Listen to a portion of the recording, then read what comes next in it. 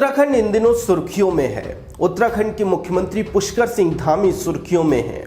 कभी लैंड जिहाद की खबर आती है तो कभी बुलडोजर चलने की, कभी लव जिहाद की खबर आती है तो कभी प्रदर्शन की। इन सभी खबरों के बीच एक खबर पर हमारी नजर गई कि कैसे प्रदेश की राजधानी देहरादून में एक एनआरआई बुजुर्ग की संपत्ति पर कब्जा कर लिया जाता है, उस पर हमला करवाया जाता है, उसे अपनी ही जमीन पर घुसने से रोक दिया जाता है और इतना कुछ होने के बाद भी उस महिला को इतने वर्षों के बाद न्याय नहीं मिला है। आज की इस वीडियो में हम आपको डॉक्टर शशि की जुबानी छल कपट की पूरी कहानी दिखाने जा रहे हैं, तो सुनिए डॉक्टर शशि का क्या कहना है। नमस्कार, हमारा नाम शशि प्रेटोरियस है। हम देहरादून ही के निवासी हैं। वेलम गर्ल्स हाई स्कूल में हमारी पढ़ाई हुई। विश्वविद्यालय हमने जर्मनी से किया, जहां हम अब 45 बरस से अधिक से निवास कर रहे हैं।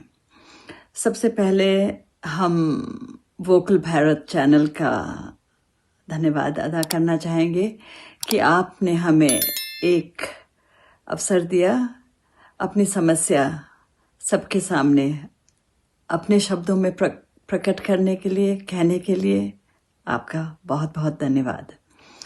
कहानी सरल है। 60 वर्ष के उम्र में हमने सोचा कि भगवान की बहुत कृपा हुई है हमारे ऊपर, हमें बहुत मिला है और हमें भी अब कुछ देना चाहिए समाज सेवा में। वैसे भी हम लोग राजपूत हैं। राजपूतों की तो परंपरा ही है कि वृद्ध होने पर जनसेवा करनी चाहिए। हमारे परिवार के संस्कार भी ऐसे ही थे। दादाश्री, पिताश्री, भाई साहब major Jaisingh Thapa, colonel Vijay Singh Thapa army के सेवा ही में थे। इसलिए अपने बड़े भाई कर्नल विजय सिंह थापा के संग सलाह करके हमने निश्चय किया कि हम पर्वतीय होने के कारण पर्वतों की स्थिति देख के कि वहाँ पर स्वास्थ्य के लिए बहुत कठिनाइयाँ हैं, इसलिए हम लोगों ने कालिंदी हॉस्पिटल 2013 में स्थापित किया, ताकि और उस जगह को हमने विकास नगर में किया क्योंकि हम ये चाहते थे कि पर्वतीय लोग सरल तरीके से हॉस्पिटल पहुँचे। विकास नगर में वो अपनी फसलें बेचने को आते हैं, इसलिए उनका रास्ता भी उधर ही पड़ता है। एक लंबी कहानी को छोटी बनाने के लिए हम लोगों को, क्योंकि हम जर्मनी में रहते हैं, संचालन का प्रॉब्लम आया तो हमारे भाई साहब ने पार्टनर ढूंढे। पार्टनर ये जैन बंधु मिले और शुरू में तो ये ठीक ही चल रहा था।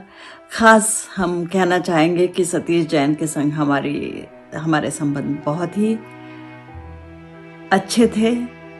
हमने स्वप्न में भी कभी नहीं सोचा था कि ऐसी स्थिति आएगी। 2019 में हमारे भाई साहब विजय सिंह थापा कर्नल साहब का निधन हो गया। उसके बाद हमने थोड़ा बहुत हॉस्पिटल में इंटरेस्ट लेना शुरू किया, क्योंकि हमें शुरू से ही लॉस दिखाया जा रहा था, जबकि हॉस्पिटल तो चल ही रहा था। तो हमने थोड़ी पूछताछ करने की कोशिश की और एक बारी जब हम हॉस्पिटल गए, रिकॉर्ड्स देखना चाहते थे, तो हमारे ऊपर जानलेवा हमला किया गया। और इस षड्यंत्र को रचित करने वाले 2 जने थे। सबसे पहले सतीश जैन और उनकी जो निकट कर्मचारी हैं डॉक्टर संस्कृति प्रिया। संस्कृति प्रिया यही डॉक्टर संस्कृति प्रिया है जिन्होंने हमने जर्मनी में निःशुल्क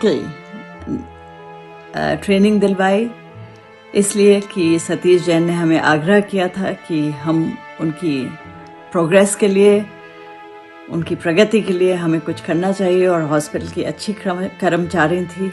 तो इन दोनों ने मिलकर हमें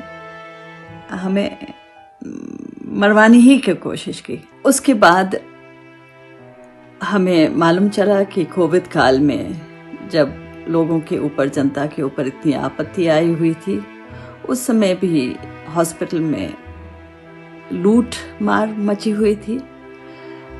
सतीश जैन ने खुद गवाहों के आगे कहा कि इस कोविड काल में उन्होंने 6-7 करोड़ की आमदनी की थी। ये गवाही के सामने कहा गया है ये। और आयुष्मान जो गरीबों के लिए एक बहुत भली योजना है सरकार की, मोदी सरकार की बहुत ही बड़ी योजना है, अच्छी योजना है, उसका भी बहुत बुरी तरह से लाभ उठाया गया। सतीश जैन ने बहुत धोखाधड़ी की, और हम क्या कहें, ये तो प्रेस से आप लोगों को सबको मालूम है। हम वृद्ध हैं, हम हिंदुस्तान में बेसहारा हैं। हमारा उद्देश्य तो यही था कि हॉस्पिटल पर्वतियों के लिए चले, एक अच्छा हॉस्पिटल हो। हमने जर्मनी से बहुत सामान भी मंगवाया वहाँ के लिए। हमारे पास माइक्रोस्कोप है, एक ऑपरेशन माइक्रोस्कोप है कालिंदी में, जो बड़े बड़े हॉस्पिटलों के पास नहीं है।